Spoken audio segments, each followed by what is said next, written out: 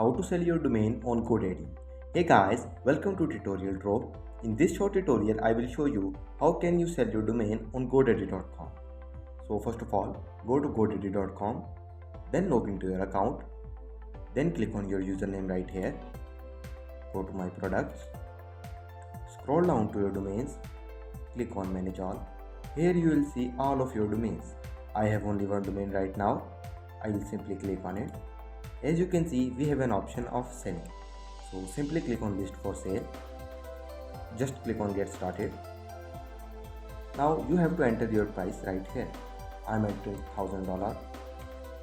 Now we have an option for adding a sale page on our domain. Then you can lower your commission fee by 40% and double the chances of selling your domain. So I will simply click on add. Then click on publish listing. So as you can see, we have successfully listed our domain for the sale. So it's a very simple process. I hope this video was helpful for you. If it was helpful, please like our video and subscribe to our YouTube channel Tutorial Trove. Thank you so much for watching and I'll see you in the next one.